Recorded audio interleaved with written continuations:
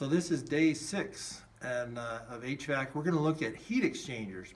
And so what a heat exchanger is, before we begin to talk about it, I want to first talk about insulation. Anytime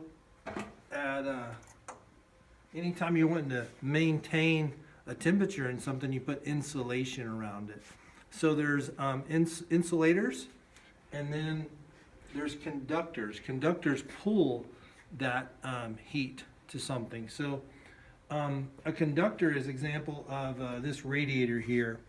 These metal fins, this is aluminum, and it's a very good conductor of heat.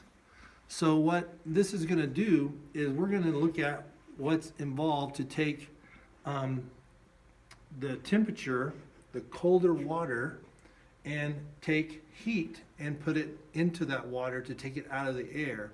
So that's a process and a principle of how an air conditioner works. So the first thing we're going to do is take our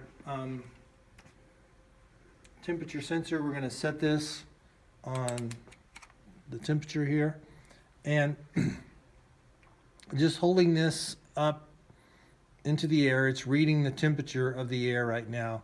My hand could affect it a little bit, so I'm going to have just exposed to the air there, roughly about 70.2 degrees Fahrenheit.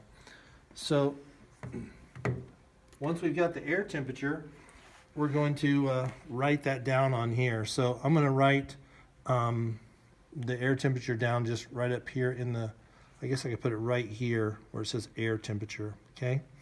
Then the next thing we're going to do is we also want to check the water temperature. So there's a line there. It should be filled approximately to that line. There's a water pump in here, and I'm not going to show you what the temperature of the water is because it might be different when you do it, but you're going to put this down in there, hold it to the until the temperature stabilizes on the recording, and once it stabilizes, then you're going to write that temperature down right here where it says water start temperature. So what we're going to do is circulate the water through this radiator. So this is similar to like what a car has on it. It's a radiator to help cool the engine on a car. So we have a fan on here, and it's going to blow air over this right here, and then we're going to see how the temperature changes. Before we turn it on, we want to make sure that the air is going to flow. So I've moved this to the up position, so we'll have the air flow through there because there's a hole in this.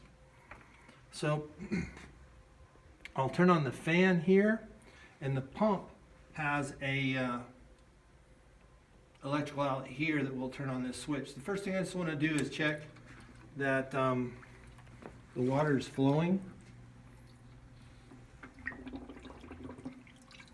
So I can see that the water is flowing, so that's good. And the next step we're going to do is turn the fan on.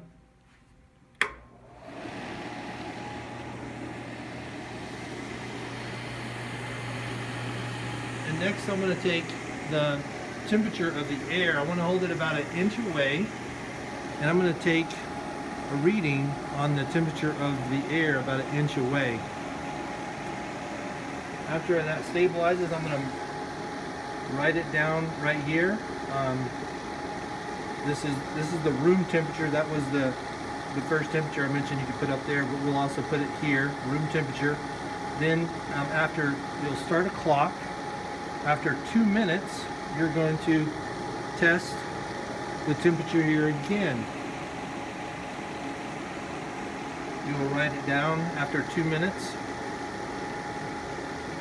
So then after that, we're going to have just 2-minute intervals. Every 2 minutes, you're going to write the temperature down in Fahrenheit right here on your graph.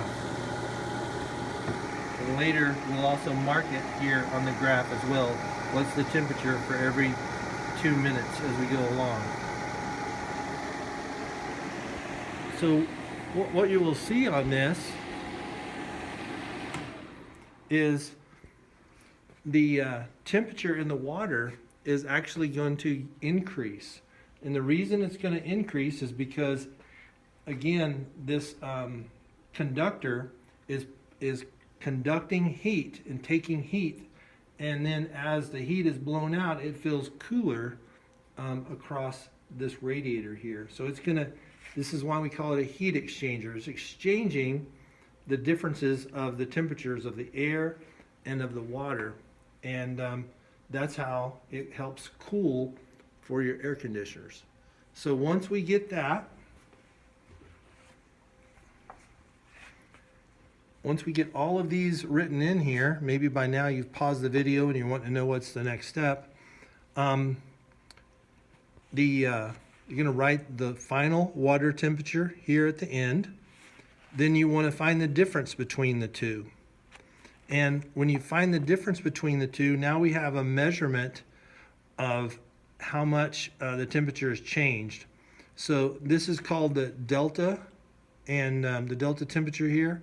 What you're going to do is the weight of the water is 15 pounds, and we're going to times that by the temperature difference.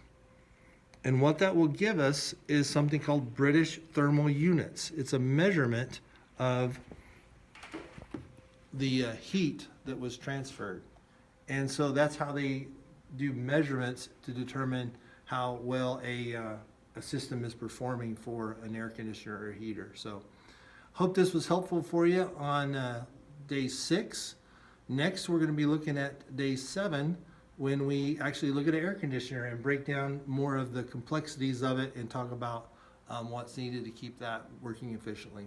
Hope this was helpful, and once you get everything completed, we'll check it later in your skills book. Before you go, make sure that you've turned the power off here, and also that you've turned the pump off right here.